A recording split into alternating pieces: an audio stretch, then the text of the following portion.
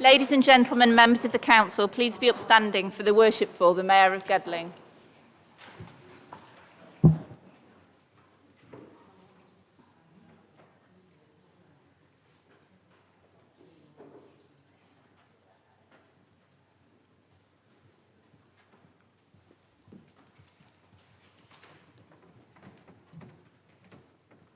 Good evening. Please remain standing while we have a minute's silence to commemorate International Holocaust Memorial Day tomorrow.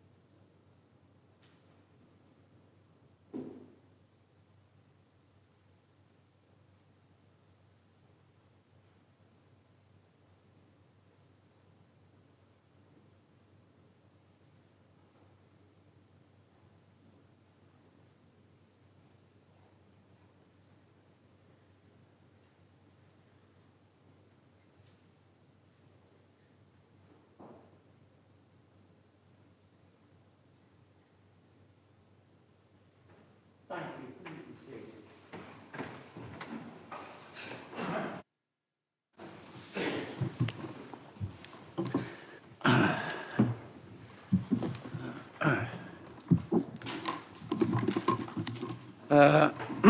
In the absence of my chaplain, I'd like to read a short poem which is from the Holocaust Memorial Day Trust website. It's called First They Came, and it's by Pastor Martin Niemöller.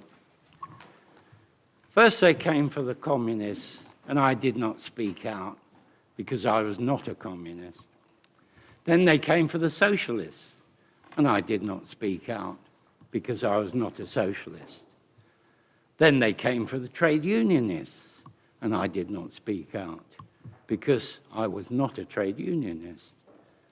Then they came for the Jews, and I did not speak out because I was not a Jew. Then they came for me, and there was no one left to speak out for me. I'd also at this time like to remember and send our condolences and best wishes to the ex-mayor of Bolsover, Ken Walker, following the tragic death of his wife. Our thoughts are with him during this difficult time. I've attended quite a few events since the last meeting of the council, and they have included, during the Christmas period, quite a few Christmas tree lightings, and it was good to see how well attended these were, and the faces of the children are the ones that I always remember. And now I've got some welcomes, or at least one welcome, and some congratulations. First of all, I'd like to welcome Councillor Duncan to the first meeting of this council. If my maths are right, he did 16 years on this council. Mr. Mayor, could we do apologies first? Yeah. Oh, I'm sorry. I'm doing the mayor's announcements. So apologies first. I do beg your pardon. I thought mayor's announcements were first. Oh, yes, of course. Sandwiched in between. Do we have any apologies for absence? Councillor Wilkinson. Thank you, Mr. Mayor. Yeah, we have apologies from Councillor Creamer, and also for lateness from Councillor Keneally, who's currently battling through traffic. Thank you. Councillor Sam Smith. Thank you, Mr Mayor. Councillor Murray will be joining us, but slightly late. Apart from that, we'd like to welcome Councillor Duncan to his seat in this chamber. Thank you very much. Thank you. And I see that the Liberal Democrats and the Independents are all present and correct, so I won't ask them for any absences. Councillor Barnes? Mr Mayor, can I just... You mentioned the Holocaust Centre, and I think it's imperative that we all understand what happened in that last war with the Jews, how they were treated. And if there's anybody in this council chamber who've never been to the Holocaust Centre at Ollerton, then I would recommend them should make a visit urgently, because it's something what brings it back down to us. And we've got the situation in the world today where race is becoming an issue, it's being used politically, it's been terrible, and I think we've got to start and stand up to these people who are so sectarian in their attitude towards people that we must start and shout up loud about it. We forgot about what happened to the Holocaust, and I think people should realise that it could happen again. And I don't think none of us in this room would like to see that happen again. Thank you, Mr. Mayor. Thank you, Councillor Barnes. I have been quite lenient because we were on apologies for absence. That those apologies for absence will be noted. And to return to Mayor's announcements, there was just one other event I wanted to mention, and that was the Gedling Borough motorcycle toy run, which I attended, and that was very good to see. And now I will return to the welcomes. Well, I've already welcomed Councillor Duncan, even though he did move his brewery out of my ward. But I won't hold that against him. And I've got a couple of congratulations. And the first one is to the Meek sisters of Arnold, Ella and Amy, who are the recipients of the British Empire Medal for the work that they've done.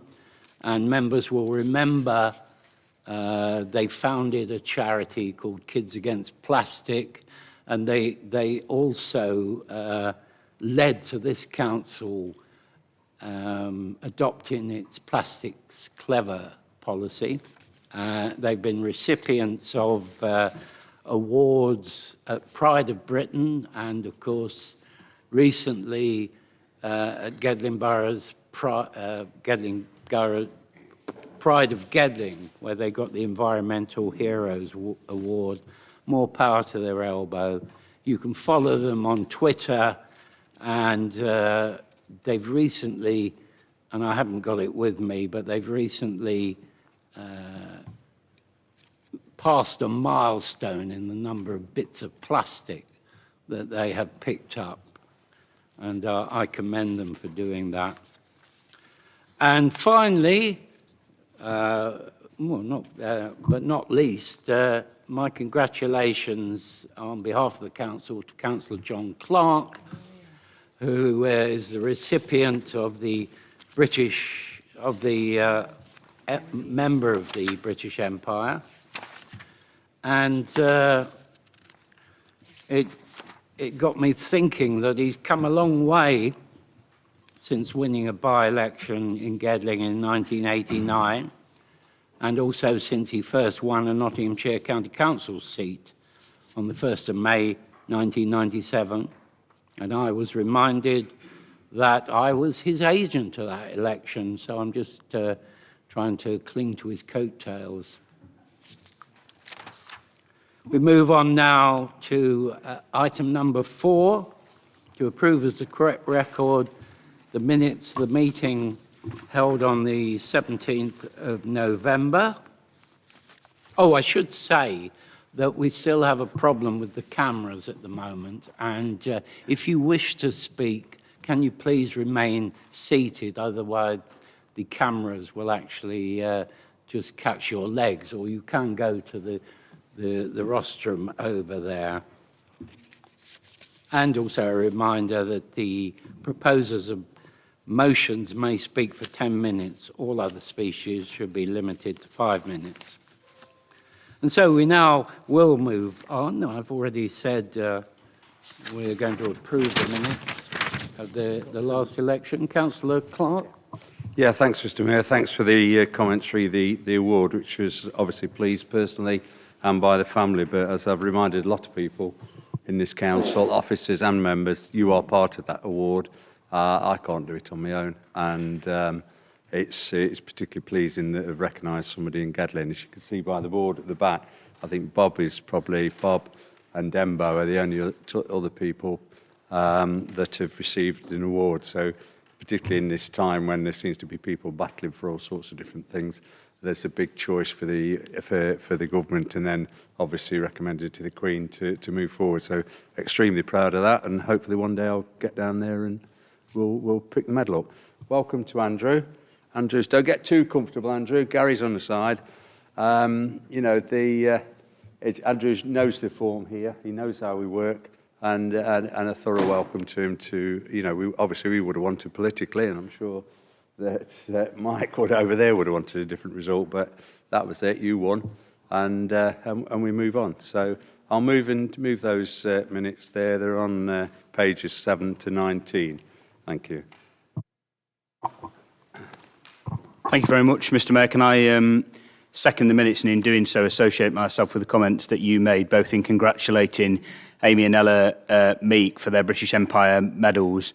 Incredibly proud as somebody who represents a ward in Arnold and a county council division that they are Arnold residents. I think it's fair to say that David Attenborough is probably a one-off for a number of generations, but I think there's certainly hope that there are people who are beacons for the future in terms of maybe arguing against the status quo and making sure that we protect the planet and the wildlife and flora and fauna that share this planet with us for the future, when you've got people like Amy and Ella full of energy, full of vision, full of passion for arguing for a better world, a better climate and a better environment, and their British Empire medals are justly deserved for services to the natural environment. Can I also say a heartfelt congratulations to John for his MBE and the New Year's honours. Thoroughly well deserved. It's been an absolute pleasure to work alongside him for the last 11 years as leader of this council, but his service stretches way beyond that, and his reputation and respect stretches across the political divide, and that's testament to his character. That's testament to the deep integrity that he's got. I've certainly learned a lot from him. He's a team player, and he cares deeply about all the residents, whichever way they may vote in elections in this borough. 32 years nearly, or just over actually, as you said, Mr. Mayor, service to this borough, to this council and to the residents that live here, and almost a quarter of century service to the county council. That's before you even mentioned that he gave a decade's worth of service as chair of the police authority during one of the most tumultuous times in terms of crime facing both the city and the county that we all enjoy living in. And then, you know, on the side, as you might say, John has been a governor for many years, has supported numerous charities locally. But I think most crucially about JC is he's never ever forgot about the people who put him here.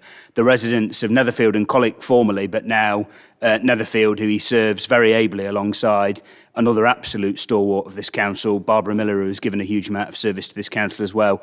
I'm absolutely delighted for you, John, but I'm also incredibly delighted for Tess, for Sarah, for Catherine, and for the grandkids, because I know how proud they are, and I know just how much Tess has given up of her time to support you and help you, and just how particularly difficult it's been for you in recent years, as Tess has been seriously unwell at points. But it's never stopped you putting the family first and putting community and public service for. And it strikes me that that's exactly what these New Year's honours should be about. It's justly deserved. You never push yourself to the front, but you are very, very deserving of this medal. Let me just finish, Mr. Mayor, by also welcoming Councillor Duncan to the chamber and giving an assurance that we look forward to working with you, Andrew. We certainly enjoy a good relationship with yourself, having spoken to you previously, and we'll work with you to make sure that the residents of Cavendish alongside Councillor Clooney are supported and represented, and that you can raise the issues that you clearly have promised and raised in the by-election. Welcome to the chamber. Thank you. All those in favour, please show. Anyone against or abstentions? Unanimous, thank you. That's carried. Are there any declarations of interest on any item on this agenda? No. Thank you. Item 6, to deal with petitions received under Standing Order 8A. Mr. Hill. Non-received, Mr. Mayor. Item 7, to answer questions asked by the public under Standing Order 8. Again, non-received, Mr. Mayor. Thank you. Item 8, to answer questions asked by members of the Council under Standing Order 9. And again, non-received, Mr. Mayor. Thank you. We now come to item 9, Independent Remuneration Panel, report of the Democratic Services Manager. The recommendations are on page 21. Councillor Clark. Thank you, Mr. Mayor, and thank the Independent Remuneration Panel for its work. This is the recommendation. Accept the recommendations of the Independent Remuneration Panel contained in the report. Agree the schedule of members' allowances for 22/23 as attached to Appendix 2 to this report, and to authorise the monitoring officers to make appropriate amendments to Part 6 of the Constitution to reflect any changes to the members' allowance scheme. So I'll move that. Thank you. Councillor Payne to second. Seconded, Mr. Mayor, and reserve the right to speak. Thank you. Would anyone like to speak on this? Councillor Adam. Thank you, Mr. Mayor. Just to welcome the report, and secondly, I didn't get an opportunity earlier, but I also like to congratulate John Clark on his MBE, and also welcome Councillor Duncan to the Chamber as well. It's a pleasure to have you here. And other than that, just to welcome the report. Thank you very much. Thank you, Councillor Adams. Is there anybody else? If not, all those in favour? Any against? Any abstentions? That's carried unanimously. Thank you. Item 10, change to political balance, report of the Democratic Services Manager. The recommendations are on page 27. Councillor Clark to move. Mr. Mayor, and I'll move those recommendations. Remove Councillor Elliott from the Audit Committee. Remove Councillor, it says Parr here, but it's actually Councillor Murray from the Appeals and Retirement Committee. Remove Councillor Elliott from the Joint Consultative Safety Committee. Add Councillor Duncan as a member of the Audit Committee. Add Councillor Duncan as a member of the Joint Consultative and Safety Committee, and add Councillor Elwood as a member of the Appeals. I'll move. Councillor Payne to second. Seconded, Mr. Mayor, with the minor amendment outlined by the leader. And although it's tangential to this report, let me just take a moment to say thank you in this chamber to Alec Doubley, our former Democratic Services Manager, who clearly did a huge amount to support elected members across the chamber and clearly had a crucial role to play here in council meetings. We know he's moved on. We wish him very well in his new post. I know people have taken the opportunity to thank him for his service, but I think it does seem appropriate given that I know he had input into this report alongside other colleagues, of course, who are here with us tonight from that team, to thank Alec formally here in the chamber for his service and wish him the very best, and also to welcome Emma to her post and to wish her very well. I know she's not well at the moment, so to send our best wishes to her, and in doing so to second the recommendations, Mr. Mayor. Thank you, Councillor Payne. Yes, it was remiss of me not to have mentioned a goodbye in my mayor's announcements. I've always got on well with Alec, as I think all members of the council will have, and I think I will write a letter on behalf of the council to Alec, thanking him for all the work that he's done and wishing him well in his new post. Would anyone like to speak on this? Councillor Duncan. Thank you, Mr. Mayor. I'd just like to thank everybody for the warm welcome that I've been given tonight. I'd like to thank all of the residents of Cavendish Ward for supporting me, and I will undertake to do my best for them over the next few years. Just a small correction to your maths, I've actually been on 18 years before. And I think it was the same day that Councillor John Clark was elected, a by-election. I think he was elected in Netherfield and I was elected in Conway the same day. Anyway, thank you, everybody. Thank you, Councillor Duncan. Yes, so I must admit that the thing I was looking at only went back to 1997. That was a list of all the elections, and maybe as I said, if my maths were right, I'm pleased to have you correct my maths. I was never any good at them at school. Is there anybody else who wants to speak on this item? If not, all those in favour? Are there any against? Sorry, Councillor Clark should have closed. Oh, I'm sorry. I do beg your pardon, Councillor Clark. You should have closed it. Thank you, Councillor Clark. I didn't mean to usurp your authority by closing it.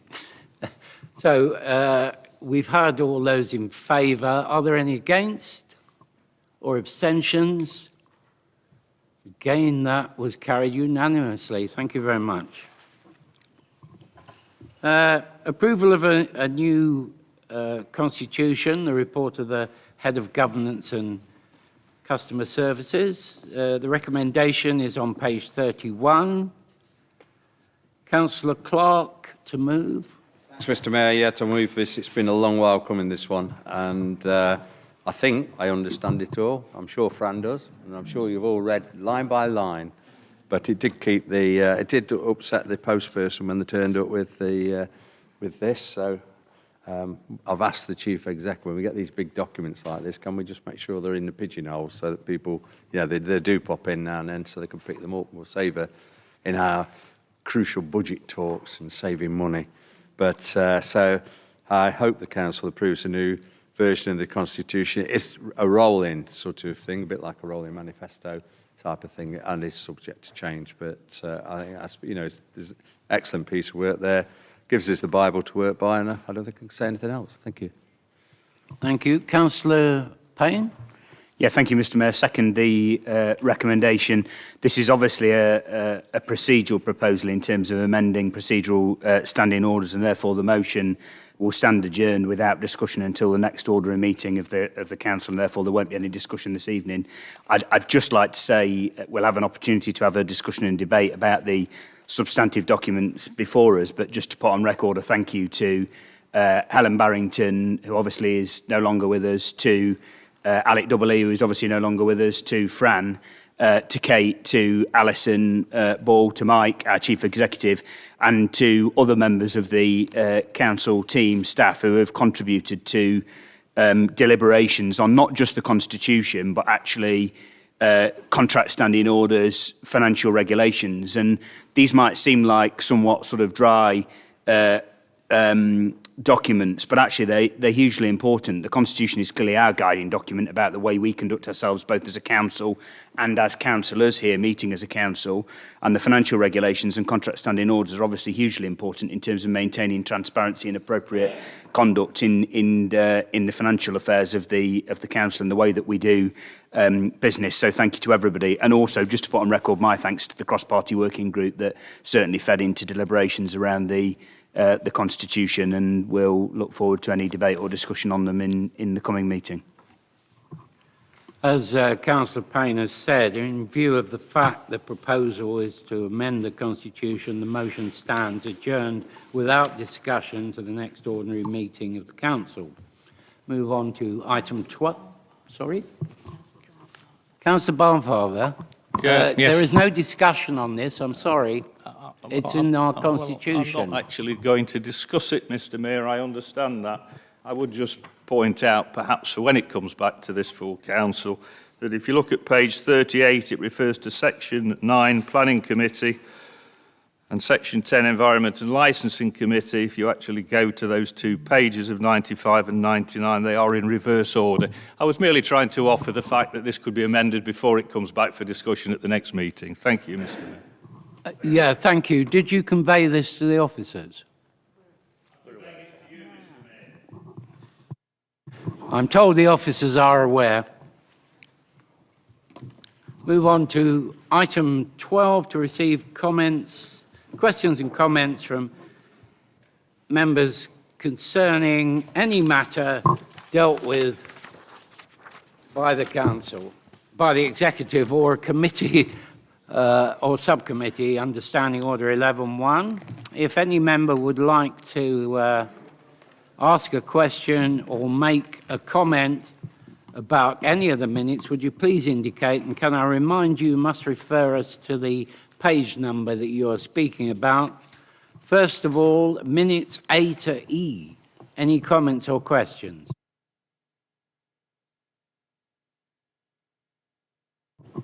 No? Okay. Minutes F to J. Any comments or questions? No? Thank you. Agenda item 13, to consider comments of which due notice has been given under Standing Order 11.03A. Mr. Hill. None received, Mr. Mayor. Thank you, Mr. Hill. Agenda item number 14, to consider motions under Standing Order 12. One motion has been received and is at the front of the agenda pack. Councillor Payne to propose. Thank you very much, Mr. Mayor, and thank you to Councillor Barnfather for the point in the previous debate. One of our own members spotted a similar issue, and I'm sure your feedback will be very much appreciated, Chris, because these documents are not easy to get in the right order. So thank you for your comments, Chris.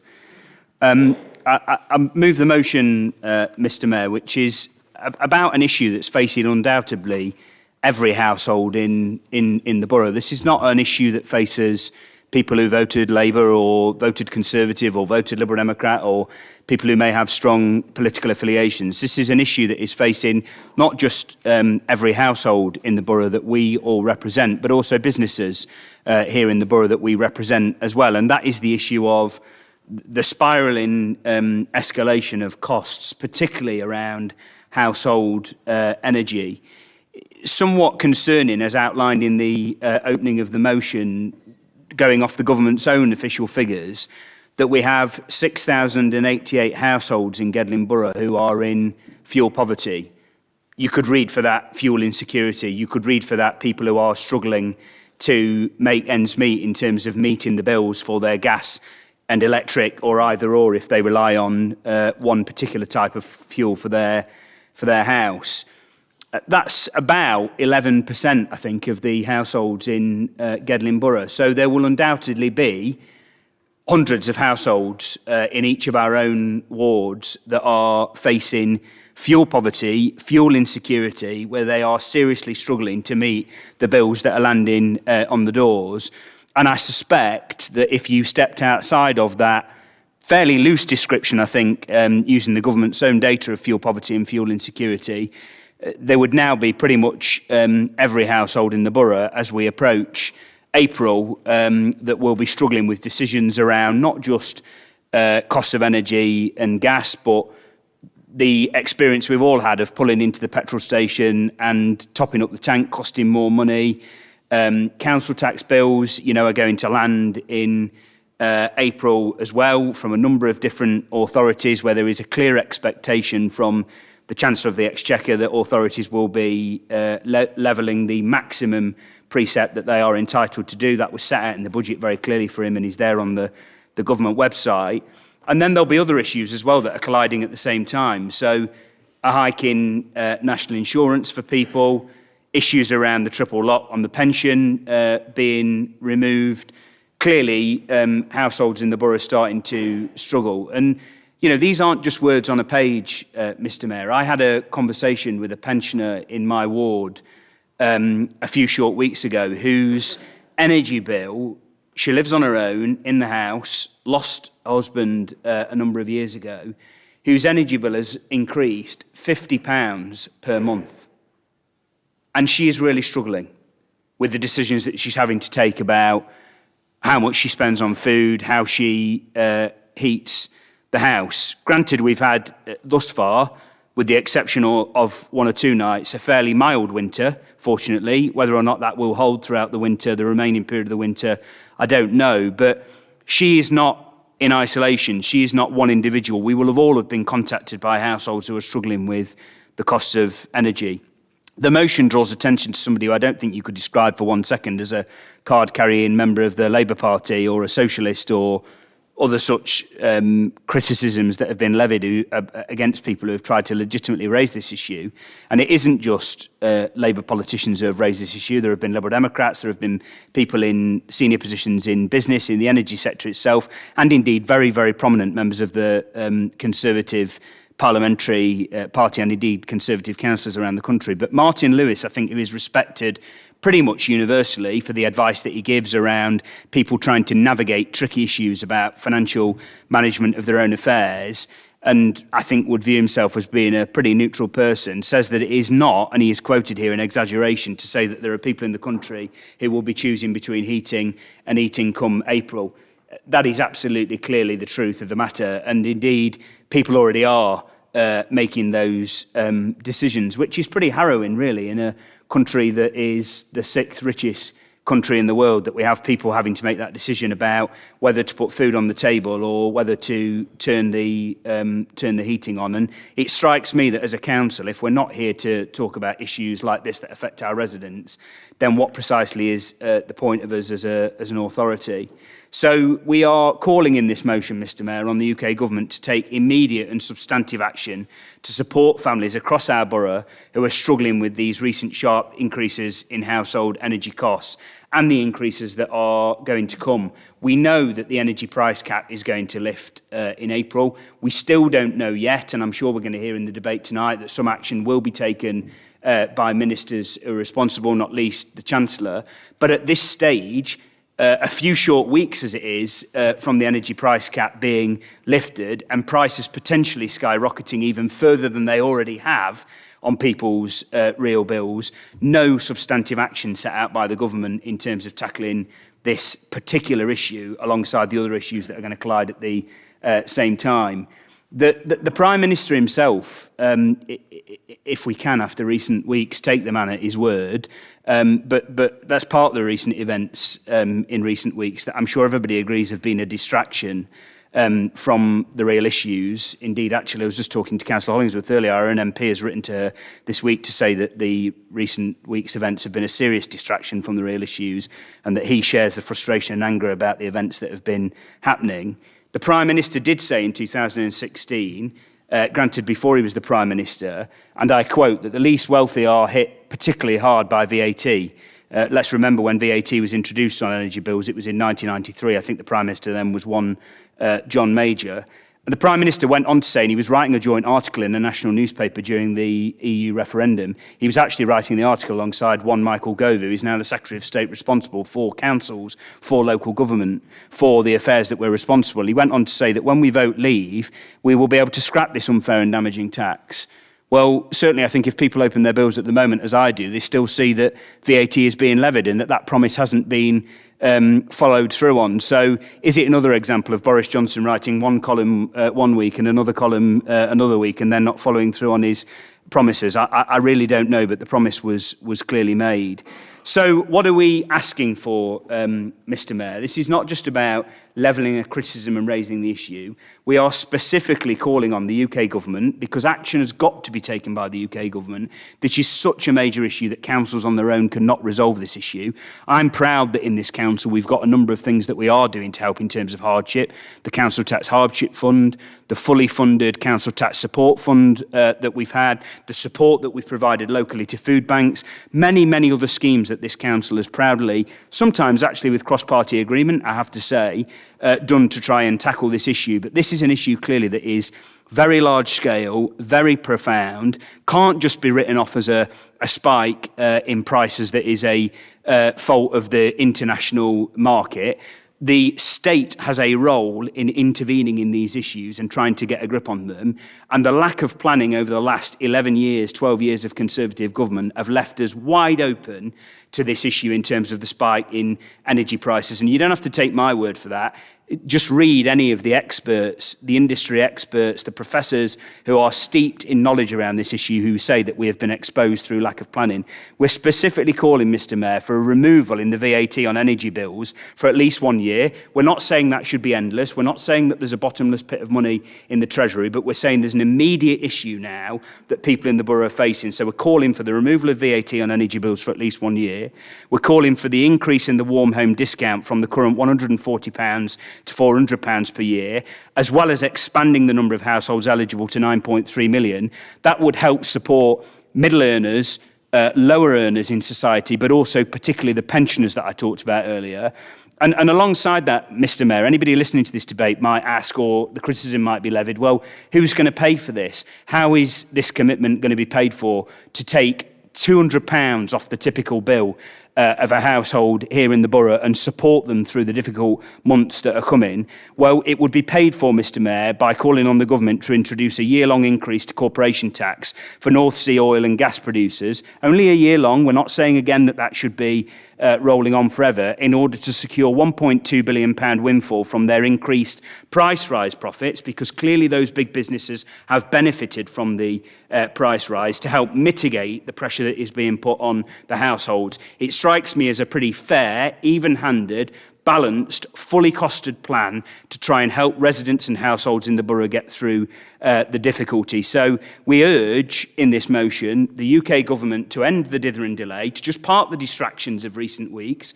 You know, we know it's frustrating and they want to be having a debate amongst themselves about whether the Prime Minister is going to be there and whether there's going to be a new leader or not. But we'd support them if they just parked that distraction and focused on this issue and some of the other issues that the country are facing and that households are facing. Do something about tackling the cost of living crisis, make the announcement that we've called for as soon as possible, and get that money back into the pockets of residents here in the borough. And particularly as well, we're calling on our two members of Parliament, not just our local Member of Parliament here in Gedling constituency, but also Mark Spencer MP, who covers part of the borough, to support the actions that we've set out in this motion. Let's, as a council, united, cross-party, take action to try and help the residents and households in our borough who are really struggling with escalating costs in energy this winter and in the coming weeks and months. I move the motion. Thank you, Mr. Mayor. Thank you, Councillor Payne. Councillor Clark to second. Thanks, Mr. Mayor. Normally you'd say, was it you? I'll formally second it, but I'm not. I'm just going to, I hope this has a reasonable debate and it has a unanimous ending, because there are serious problems, there's no doubt in that, that's reaching us, and I think we need to sometime now park our sort of political thoughts for a while. We can have all the rows we want in the tea room, in the bar or somewhere else. But there is a problem coming, and there are things, Michael, I think, has covered everything there, mentioned most of the things there. There's other things, you can say the personal allowance, which was brought in by the Chancellor. I think it's got 3 or 4, I'm going to take this off, 3 or 4 years to run. And so there's a knockback straight away. People have realised that, and all chancellors, it's not unique to this chancellor. All chancellors do this, announce something, and it kicks in about 18 months later and kicks you up the backside. And that is a personal allowance, which people will see. The VAT, totally agree with that, and like Michael was saying, it's, you know, we don't want to knock business completely out, but I think they have done quite well on some of the increases and continuing. You see the prices out there are still very high. Triple lock for the old crankies like me. You know, there are people out there who are really relying and were relying on that, and they're only getting, where they were going to get a lot more, they're now only going to get about 3%, which won't go anywhere towards the inflation rate, which is heading, unfortunately, to 6% and possibly might rise above. So it's really getting people together. We can do it. One of the examples of working together, and one of those examples is the way we're working on devolution at the moment. You're not hearing all the ranting. We're working very well with the County Council, very well with the City Council, and working with the 7 other councils to bring out a better deal, better value, but we do retain our own autonomy. And that is important, because you can't do everything from one small depot at the bottom of the county, middle of the county, or somewhere else. And the consensus that's in there, and really working hard with officers and other councillors from different political persuasions, we need that to try and influence the government and the Chancellor irrespective of who's, the leader. But to try and say, will you please look at this, because this is really hitting the streets I represent in Netherfield, it's hitting Killarsick, it's hitting Newstead, and it will hit in some of the more leafier suburbs, not just because they've got nice areas. Not everybody is well off in there. They've probably bought houses years ago that are now costing a lot to maintain. So, those hits are coming thick, fast and furious, and I think if we sent a united message across this council tonight, it would be strong. It might get thrown on a pile, but I don't think it will. I think that, I deal with the District Councils Network, Michael deals with the LGA. I also have links with the LGA, and with the LGA there, we are working together. It's cross-party. There's no ranting, as you think, like you see in Parliament or sometimes in councils. It's a proper organised setup that looks of it. So look, this is the damage that can be done, because if people haven't got the money, they won't spend in the local economy, and it'll be a knock-on then. It'll be a knock-on all the way through. Give you some idea, Mr. Mayor, and we won't bring this out probably till next month, and it might even rise further. The fuel increases for this council, that's for your gas, your electric, £60,000. If you look around this chamber, there are some new lights in here, but in the building there's 200 and something lights in there that have recently been changed, and the saving on that was £20,000 already is saved in what we would have paid out if we'd have stuck to the original things. And I know myself, I know my electric bill's gone down purely because of the fact I should do, shouldn't you, electrician? You look for everything, and you make it as low energy as possible. But that's gone down. But the gas has doubled. The gas has doubled, and our gas bill, I'm looking at, if I've got the figures correct at the moment, I'm sure Alison will tell me I've got them right or wrong, another 50,000. So there's another 110,000 where we're getting all these books out, we're getting all the paper out. We say, well, how do we balance the budget for this year? There's another 110,000 there, and that's without lots of the other things that are coming in. So I would urge people tonight, in a proper manner, that we don't, start shouting at each other. We just let's try and get around this. Let's try and put this forward, because we owe it to the about 119,000 people that live in the borough. Because there will not be one single house, one single person who will not be affected. National insurance at 1.5% increase in April will be significant, make no mistake. When you get old like I am, you've paid 39 years, they say, well, you don't need to pay anymore. But I don't know whether that affects you after this latest increase, but to ordinary families to get another 1.5% increase in national insurance is significant. I support the motion. Thank you. Thank you, Councillor Clark. Anybody else like to speak on this? Councillor Barnes. Thank you, Mr. Mayor. I think anybody who lives in the borough now is going to have a terrific increase in the... It don't matter where you live, whether you live in Ravenshead, in Gedling Borough, or in Oxlow Lane. My ward, or our ward in particular, we've got quite a lot of people sort of my age who've retired from work, who are really, really struggling now. And these bills, what's going to come in the next few weeks, are going to cripple some people. And they've told us now they're switching the electric off in the bedroom at night. They're going with extra clothes when they go to bed. And it's just not fair that people who have worked all the damn life are being kicked in the pillows by this increase in salary, in bills. And I think it's just unfair. And we've got to start and say, enough's enough, and we should say, no, not this time. Thank you. Thank you, Councillor Barnes. Councillor Boyle. Thank you, Mr. Mayor.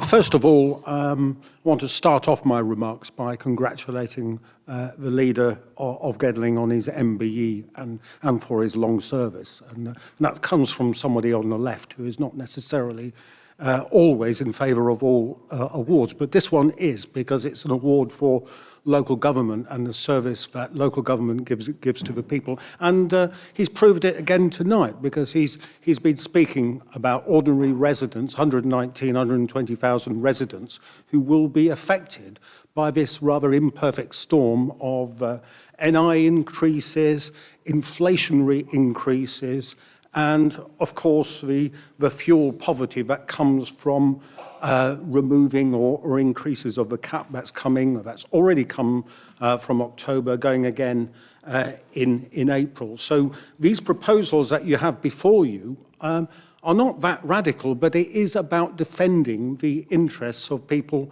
here who will be sometimes even will be in the situation they can't afford food and they can't afford the fuel. We've got to help these people. And of course, not just with food banks, but we also need to actually take away the cause of some of that poverty. And controlling the energy market is something that we really need to do. At the last meeting of council, people will remember that I proposed a motion on sewage discharges, and we discussed that and realised that was, in part at least, because of the lack of investment in the infrastructure caused by privatisation. Well, again, in the energy sector, you know, we've allowed the free market to reign, and we need to actually contain that free market. What has also happened, of course, is that the gas storage has been whittled away. So we now have the ridiculous spectacle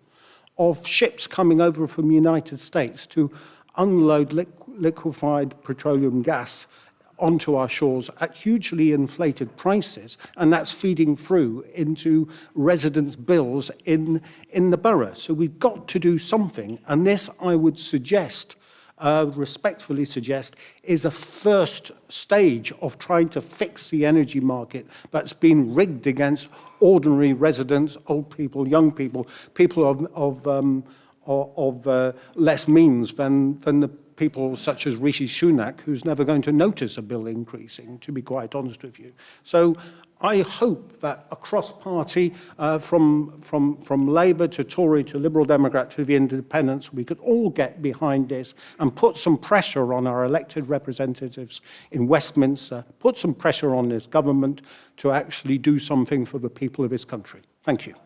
Thank you, Councillor Boyle. Councillor Vivian McCrossan. Thank you, Mr Mayor. I'd just like to sort of point out, I'm very supportive of this motion, but I'd like to point out that we currently have 4.6 million children living in poverty in this country. That's 9 in every class of 30 children. The concern here is in terms of the fuel poverty, the impact that this will have on family life and on children's well-being. We know that children are already suffering in terms of missed education, mental health. We're concerned about the rates of nutrition for young people, and we know that actually if you get a choice between fuel and food, this will have added pressure on family and on children's well-being. And these are the young people of our future. It's a sorry state to think that children are going to be worried about, you know, where the next meal is going to come from, because they're living in a house that's freezing cold. So I urge everybody to vote for this motion. Thank you, Mr Mayor. Thank you, Councillor McCrossan. Is there anybody else? All right. Councillor Gibbons, then Councillor Elwood. Yeah, really pleased to speak on this motion, and I'm speaking in support of this motion, and it's just talking on what Councillor Vin McCrossan has just said, and really just to add to that, and to put some beef onto the motion. Sometimes we have to look at the human face of costs to people. As you know, me and Councillor Ellis, we work with the Emmanuel Food Kitchen, and there was like 2 milestones last night. It was the first time that we had an order for 20 meals come from an after-school club. So you can see that it's already starting to bite in that. We then went out and did some outreach with the Pythian community group, and we took some hot food over, and it was to a Subway. And as we got there was 3 young kids there. There must have been about 8 or 9, shivering in the cold. And we handed those food out. And we did have photo opportunity. But in the background, we could see these kids really wolfing this food down and really shivering to the cold. And I think that has really stuck with me these last couple of days. And I think it's only going to get worse for the family. So I fully support this motion. Thank you.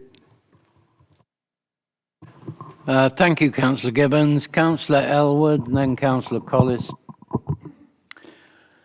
Thank you, Mr Mayor. Before I discuss the motion, I'd just like to pass on my congratulations to Councillor Clark on his MBE as well, a well-deserved honour for all the work he's done for the borough over the years. So thank you for what you have done for us in your time as a public servant, John. With regard to the motion, it is clear that in April of this year, when the latest energy price cap review comes into effect, domestic fuel bills are going to rocket, and there's a possibility that average fuel bills could be twice what they were 12 months ago. And for those on low to middle incomes, this is going to have a major impact on the cost of living, with many people having to choose between eating or heating. The motion tonight lists three main actions. Firstly, an increase in taxation on the North Sea oil and gas producers. Secondly, removing VAT on domestic energy bills for a year.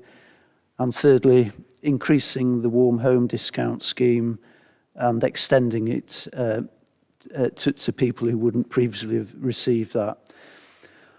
Of these three measures, Liberal Democrats at a national level have similarly proposed an increase in taxation for the oil and gas producers, as well as an increase in the warm home discount.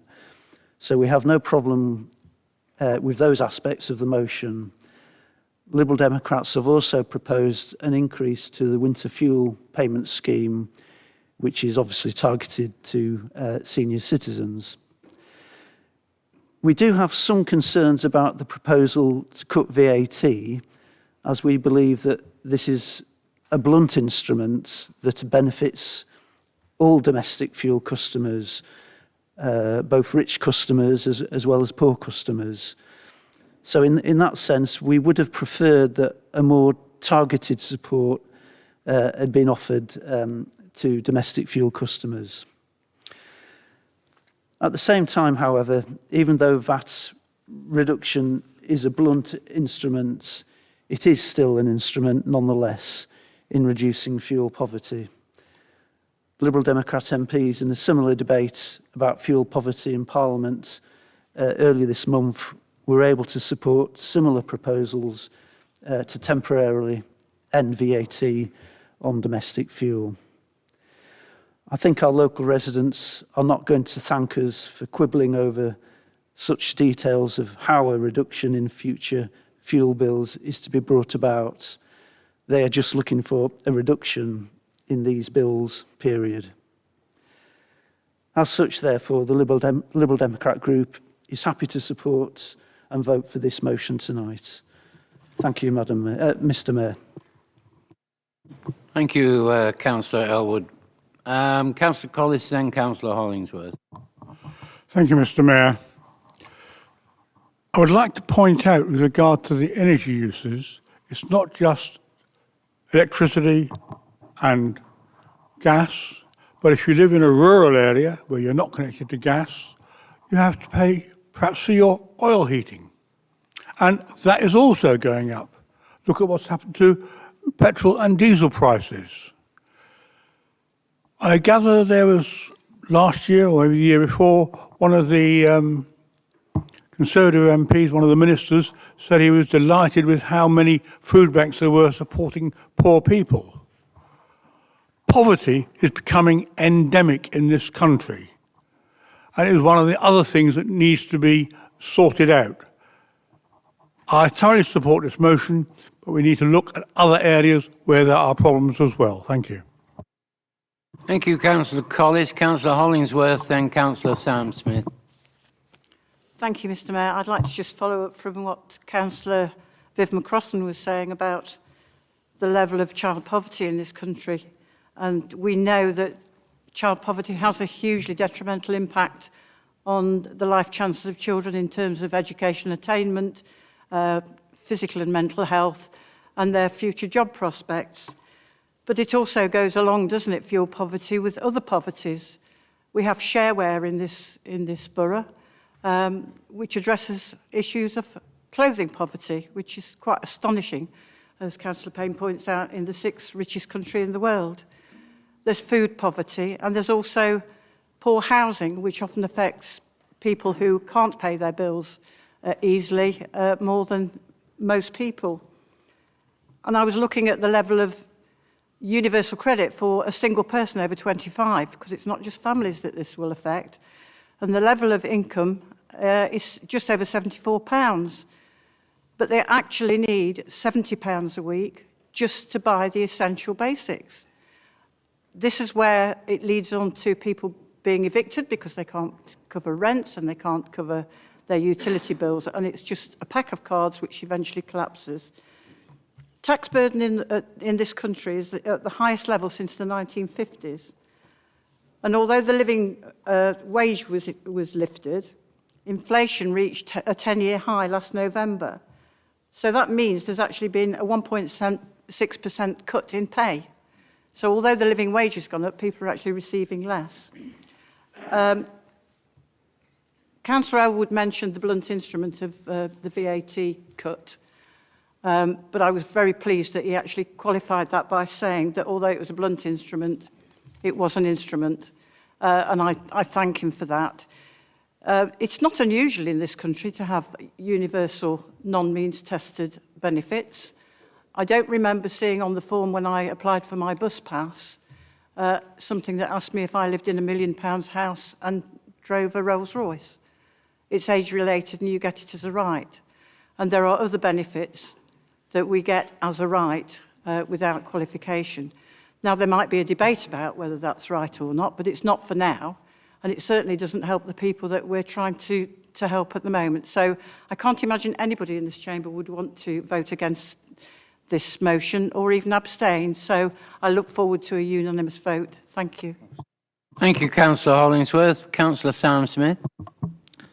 Mr Mayor, there is no dispute from this side of the chamber that residents of this borough and the country are facing a rising cost of living at this moment in time. For example, through the increasing energy and fuel costs, primarily triggered by the effects of the COVID-19 pandemic.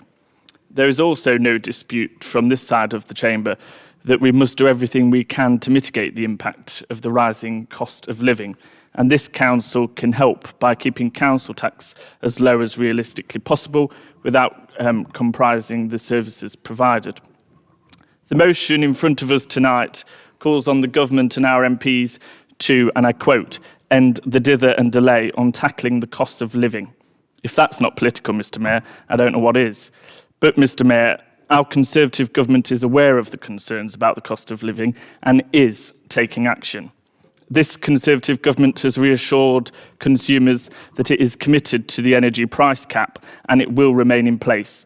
That will protect around 15 million customers and save them up to £100 a year. Our Conservative government launched an emergency package with energy suppliers to ensure customers do not face any additional hardship in heating or lighting their homes.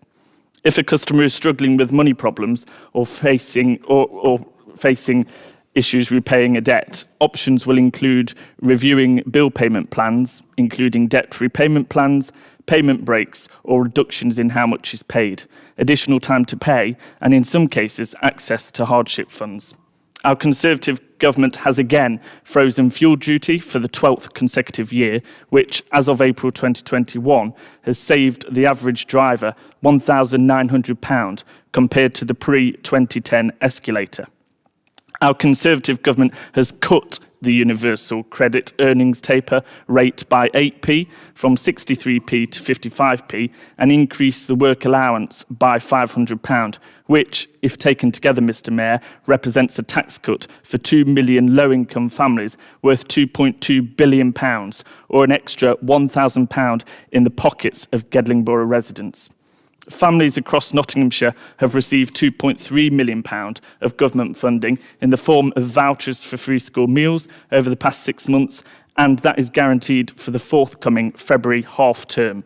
And, Mr Mayor, our Conservative government has made broad changes to the tax system, which benefits 31 million workers and means that the first £12,500 a person earns will be completely tax-free. Mr Mayor, that is what the government is already doing, and that is what's been supported by Gedling Borough's members of Parliament to reduce the cost of living. Yes, more must be done, but we cannot support this motion tonight because it's misleading to say that both the government and our MPs are dithering and delaying in taking action on this very serious matter. And let's not forget tonight, Mr Mayor, that the best path to prosperity for every Gedling resident is through getting a well-paid job. As every Labour government has left office with unemployment higher than when it entered, it falls to the Conservatives and the Conservatives alone to safeguard our living standards. We welcome what has already been done and are assured that Gedling's Members of Parliament will continue to ensure government carries on helping ordinary households in our borough. Action, not words. Thank you, Councillor Smith. Is there anybody else who'd like to speak on this motion? Councillor Clooney. Yeah, thank you, Mr. Mayor. I just wanted to say briefly that obviously the VAT on the fuel bills also applies to, you know, all kinds of things like Councillor Payne suggested, such as the cost of fuel for the councils and other things as well, such as people who provide food. And that's why a lot of food bills are going up as well, because they're also finding these increases in their, you know, costs of providing food. So obviously it's like a never-ending circle, really. All costs are going up because fuel's going up. So these measures would help specifically with that as well. You know, taking the VAT off the fuel bills. Yeah. Thank you.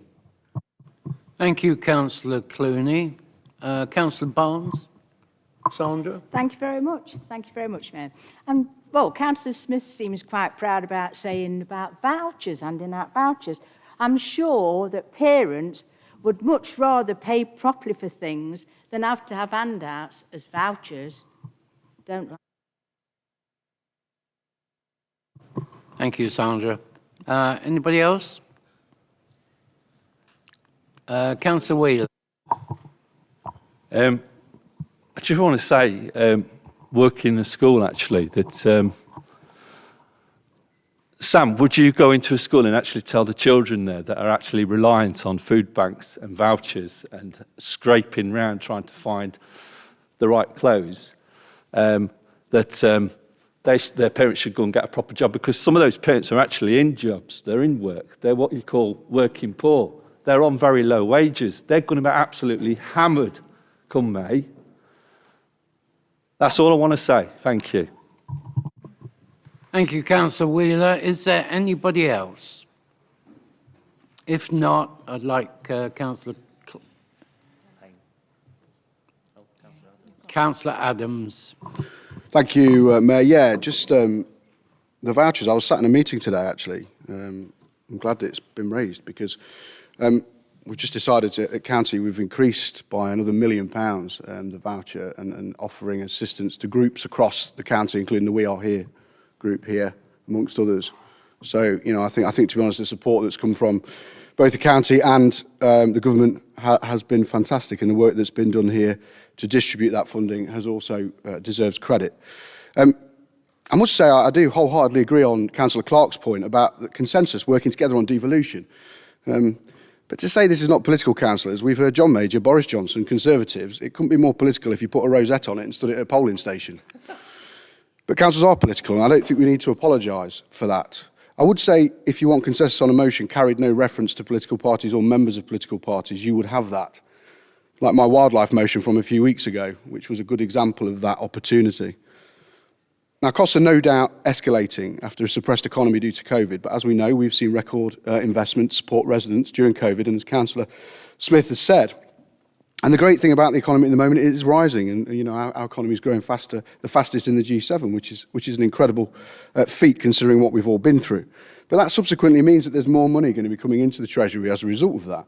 And those successful businesses and the fantastic businesses that we have in Gedling are enabling that change, and therefore will enable more support through the funding that they're gaining via those routes, and the fantastic employment that brings. And the point also made by Councillor Smith, you know, with employment is the best way to lift people out of poverty. Now, I welcome the plans the government have brought forward, and I can also like to signpost any residents. There's a lot of availability of help out there, and lots of availability of understanding about ways you can reduce bills, whether it be, I know Severn Trent talk about the water meters, because if you haven't got, you know, under certain circumstances, it can end up costing you a lot more money if it's over the way that they estimate. And actually, you know, in my own house, we've saved a couple of £100 a year by installing a water meter. So it can really, really help, and it is substantial. And also being green in other ways can mean you can reduce your bills. If a light bulb goes, if you could afford it with, replace it with an LED, again, they are available. Councillor at no Adams, cost could you now. stick to the motion, actually? The motion is calling for measures. That's cost and of living, You're Mayor, sorry. giving a That's cost list of of living. measures which you say are in. We can all find that out for ourselves. Please stick to the motion. Right. Well, it couldn't be. I know. I agree with you, Councillor. Anyway, not for me to try and help residents of the borough, hey, Mayor. So the opportunity the council plans to do, and look, I think the motion and what's been really important here is the direct action that's been taken by the council, by county councillors I've just mentioned, and also by the government. And I'd like to, I think what would have been great in this motion if we could have seen, some more action from this council being put into it, and maybe saying, well, this is what we plan to do. I'd have loved to have seen that. And as we've seen, the government are focusing on their priorities, and also the county are actually focusing on theirs, and like I said, on their remits. So yeah, I'd really look forward to hearing about what your plans are. Thank you. Thank you, Councillor Adams. Councillor Hemingway, and then Councillor Nayak. Thank you, Mr. Mayor. I wasn't initially going to speak on this simply because there are many, many others who have something to say. But after hearing what some of the people in this room have had to say, I can't not. Whether it is political or not, this motion, you are talking about people's lives. I have been there. I have been that working poor. I was that person at the time I chose to stand for this role. I know a lot of people that told me I was foolish to do so because I had a lot of other things to do. I was a single mother. I was struggling to simply keep my daughter fed. And I said, no, people like us need to be here making these decisions. And I find it, quite frankly, personally very insulting, some of the things that I've heard in this room. I will be supporting this motion wholeheartedly. Thank you, Councillor Hemingway. Councillor Nayak. Yes, thank you, Mr. Mayor. I'm really sort of saying the things that Councillor Hemingway has repeated. I went to visit a family today that I know very well. They've got a new baby.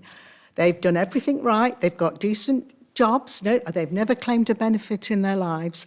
Every single amount of the house is insulated perfectly. They've got a water meter. Everything that should be done has been done. And their bill for their gas and electricity is going to be doubled. They were so worried about it, they tried to go overnight without the heating on, but the baby woke up in the night cold. And now they're really worried about what are they going to do for the rest of the winter with this baby who's going to be cold. How are they going to keep the baby warm with their heating bills doubled? And these aren't people who you would consider poor. These aren't people who've ever received benefits. They've worked hard and done everything right. And I wholeheartedly support this motion. We must remember there's ordinary people here, that it's not political, it's about people and their lives. Thank you very much. Thank you, Councillor Nayak. Councillor Murray. Thank you, Mr. Mayor. We're all concerned about the cost of living crisis, but the proposal by the Labour Party, echoed in this motion, is not the answer. Simply reducing the VAT on heating bills will simply provide a subsidy to those with larger bills. It's a waste of public money to target this relief at those who need it least. So for that reason, this is a hopeless policy. The second phase of it, the windfall tax, is also wholly misconceived because it will simply drive up energy prices further, particularly at a time of global instability, which is plainly going also to drive up energy prices. This is a hopeless motion. Thank you, Councillor Murray. Is there anybody else? If not, Councillor Payne to close, please. Thank you very much, Mr. Mayor, and thank you to I think most of the contributions, sensible contributions that came tonight, perhaps with the exception of one or two. Let me just start by saying thank you to Councillor Gibbons and to Councillor Ellis for the work they've been doing in my own county division in terms of the community kitchen in and around the Warren Hill area. And quite rightly, volunteers of that community kitchen were awarded and recognised in the Pride of Gedling a few short months ago. They've been doing absolutely remarkable work. And when people in this chamber say tonight there are things the council can be doing, believe me, Mr Mayor, there are things that our councillors have been doing over the last 18 months to try and help those that are worse affected. And there's no finer example than that of Councillor Des Gibbons and Councillor Rachel Ellis. And I could go round the room, Councillor Nicky Brooks behind me, a number of other people in our group who have been on the front line, putting food on the tables for people and supporting our fantastic efforts of the religious groups, civic societies and other groups that have been supporting people. So thank you to them, and thank you for your contribution, Councillor Gibbons. Thank you particularly to Councillor Elwood for your reasonable, I thought, and quite rational contribution to the debate, Andrew, both considered whilst also maintaining your own right to have your own view and your own principles, but not letting the perfect become the enemy of the good, Andrew. And that's the sign of a good councillor, isn't it? Somebody who's willing to put aside party affiliation, somebody who's willing to put aside the edict that's been issued by their national party and recognise that actually there's a motion here that people can come together and come around in the interests of supporting our residents. So you deserve not only our thanks, but our congratulations, Andrew, and it will be recognised by the residents that you and Councillor Towsey Hinton and Councillor Duncan represent. Thank you very much for your support and for what you said. Councillor Boyle was quite right. I thought the most pertinent thing you said, Councillor Boyle, was about the system being rigged against the people. And it does feel like the system is rigged against the people when it's quite appropriate for very large-scale businesses sat on huge profits, not just those producing North Sea oil and gas, are benefiting massively, and their shareholders, from the rise in prices, whilst at the same time, the very most basic of things, Mr Mayor, when we go home tonight and we switch on the hob to heat up a bit of food if we've not had our tea before we came to the chamber, or we go to turn on the radiator or the heater in our house because the temperature's dropped and it's cold during the winter, some people will consciously be making a decision about whether they can or cannot do that. And I'm afraid it is incredibly tin-eared and deeply offensive for people to sit there and suggest you can put on an extra jumper. You could stand in your living room and do a few star jumps to heat yourselves up. Some people are living with serious illnesses at an age where they are isolated. As Councillor Collis said, some people living in rural areas where they're isolated from communities that are able to aid them and assist them. And to suggest that you can sort it out by putting on an additional clothing garment or doing a bit of exercise in your living room, I think is not only tin-eared, but, as I said, deeply offensive. Councillor McCrossan and Councillor Hollingsworth brought to life the central issue here around child poverty, which is also an absolute disgrace in this country, the levels of child poverty. And, when we talk about child poverty, we've seen, haven't we, in the public discourse over the last decade, people saying it's all about shirkers and people who don't work, and let's call them out because we're all paying for them as taxpayers. Let's just remember, Mr Mayor, in this debate, 75% of the children in this country who live in child poverty live with at least one parent in the household who are working. They are people who are contributing to the system.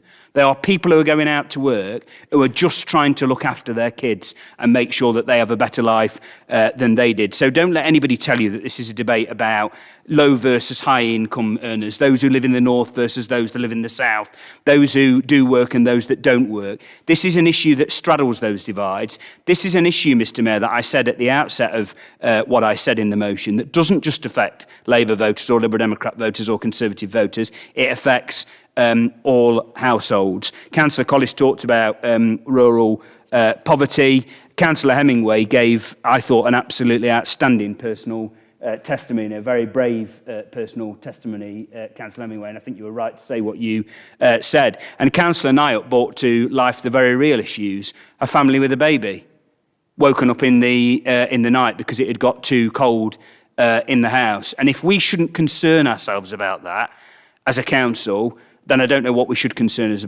ourselves about. I didn't say that this motion was perfect. I didn't say that it was a solve-all. I didn't say, as Councillor Boyle said, that it was going to solve the energy market overnight, but it's starting somewhere.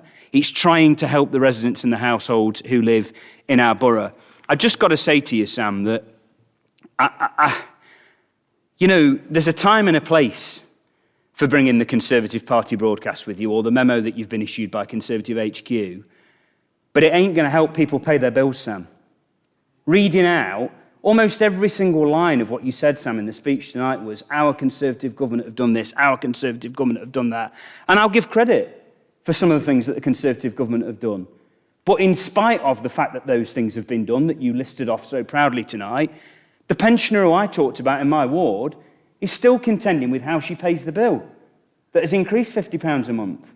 And you standing here tonight and proudly espousing a Conservative Party broadcast is not going to put pounds and pennies in the meter. It's not going to help her square the circle when it gets to the end of the month and she's got to pay E.ON or EDF or Western Power or whoever it is. So, you know, Sam, just sometimes think before you've got on your feet. I tried to be conciliatory tonight. I tried to reach out across the chamber. I tried to find a consensus. And, you know, you took offence at the words dither and delay. Are you seriously telling me that if I moved an amendment and withdrew the words dither and delay, you'd all be putting your hands up unanimously to support the motion? Come off it. Don't pull the wool over my eyes and don't pull the wool over the eyes of people who live here in Gedling Borough. Councillor Adams, you lost me. Councillor Murray, Councillor Murray, I don't really know where to start.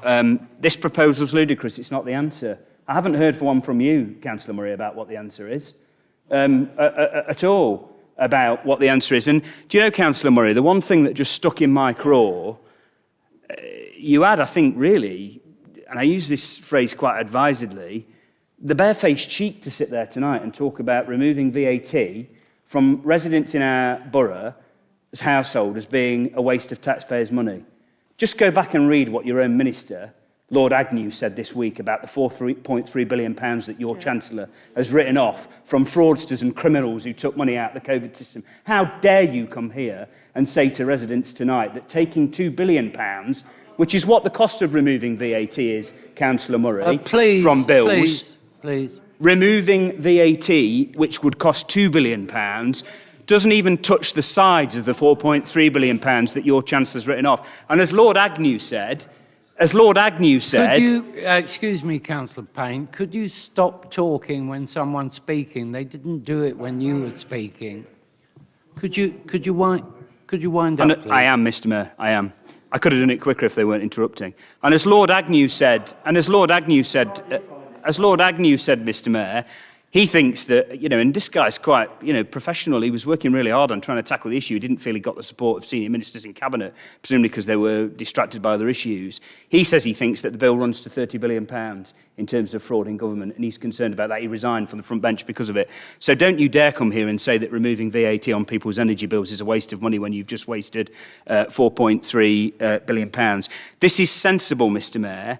This is pragmatic. This is a reasonable approach where the Labour councillors tonight have come forward, where the Liberal Democrat councillors have come forward, where I think I saw nodding heads, the independent councillors, as people were making contributions, are going to come forward to do something practically to tackle the escalating bills facing households in this borough. And all we got tonight from the Conservative councillors was a party political broadcast from the Conservative Party, a bit of a whinge about the words dither and delay, and won't put their hands up to support residents who desperately need their support right now. I'm calling on you one last time, councillors on the other side of the chamber, the Conservative councillors who are here, find it within yourself to recognise that there are residents in your ward who are facing this issue. And when it comes to the vote tonight, we'll forget what you just said, we'll scrap it from the minute book, put your hands up and support this motion and show that you actually care about the households in our borough. Named vote, please, Mr. Mayor. Named vote, please. Named vote, recorded please. vote. Hang on a minute. Name vote's been called for and been seconded. The leader of the opposition group cannot be scrubbing anything from any minute book because, I'm sorry, but this is public record and that should not be even offered as an option. I think he was being flippant, so don't worry about it. Well, can I hear him say that, please? Mr. Hill, a name vote has been called for. You're voting for or against the amendment. That's the motion. Thank you, Mr Mayor. For this vote, when I call your name, please state either for, against or abstain. Councillor Adams. Abstain. Councillor Peter Barnes. Councillor Sandra Barnes. Councillor Barnfather. Abstain. Councillor Bosworth. Councillor Boyle. For. Councillor Brooks. For. Councillor Clark. For. Councillor Clooney. For. Councillor Collis. For. Councillor Duncan. Councillor Elliott. Councillor David Ellis. For. Councillor Rachel Ellis. For. Councillor Roxanne Ellis. For. Councillor Elwood. Councillor Feeney. Councillor Fox. Councillor Gibbons. Without differing delay, for. Councillor Greensmith. Abstain. Councillor Hemingway. Councillor Hollingsworth. Councillor Hope. Councillor Keneally. Mr Mayor. For. Councillor Ron McCrossan. Councillor Viv McCrossan. Councillor Miller. For. Councillor Murray. Councillor Nayuk. Councillor Paling. For. Councillor Parr. Councillor Payne. For. Councillor Scroggy. Councillor Martin Smith. Councillor Sam Smith. Councillor Towsey Hinton. Councillor Truscott. Councillor Wheeler. For. Councillor Wilkinson. Unequivocally for. Thank you. That's carried. No, sorry, that's carried. Thank you very much. Before I close the meeting, can I crave your indulgence just for 10 seconds or so? On Saturday, I'm going to see the Strelly players, including Councillor Viv McCrossan, in Sleeping Beauty at the Bonington. They're raising money for the Mayor's charity, so I hope everybody's got tickets. But I've got the opportunity to run a raffle there. Unfortunately, due to you-know-what, I've not been able to collect any prizes. So if anybody would be good enough to donate a prize for me to have that raffle, could they let me know and I'll pick them up if they're here or whatever. Thank you very much. Safe journey home. Sorry. Meeting, yes. I do beg your pardon. I'm now closing this meeting and formally opening the next meeting. And there's only apologies for absence. Are there any apologies for absence? Councillor Wilkinson. Thank you, Mr Mayor. The same apologies before Councillor Creamer. Councillor Sam Smith. All present and correct, Mr Mayor. I see that the Independents and the Liberal Democrats are all present and correct. Does anybody have a declaration of interest on this agenda? There is a motion to consider the conferment of the title of Honorary Alderman of the Borough of Gedling. There will be plenty of opportunities in the future to give fulsome praise to Councillor Pepper, ex-Councillor Pepper, sorry. But in the meantime, Councillor Clark. Thanks, Mr Mayor. Yes, this is to consider the conferment of the title of the Honorary Alderman of the Borough of Gedling on Veronica Carroll Pepper. So to confer this, the title honorary alderman, that will be done at another meeting in the future.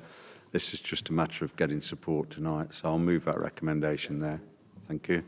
Thank you, Councillor Clark. Councillor Adams, a second. Thank you, Mayor. Yes, formally second the motion for Carol to receive the honour of alderman. 40 years of continuous service was inspired by something. 1979 was the year she was elected. I wonder if it was a certain Maggie Thatcher. Thank you very much. Elected unopposed, Councillor Adams. All those in favour of the motion? Recommendation, sorry. Any against? Abstentions? Carried unanimously. I shall now close this meeting. Thank you for your attendance. Safe journey home. Ladies and gentlemen, members of the council, please be upstanding.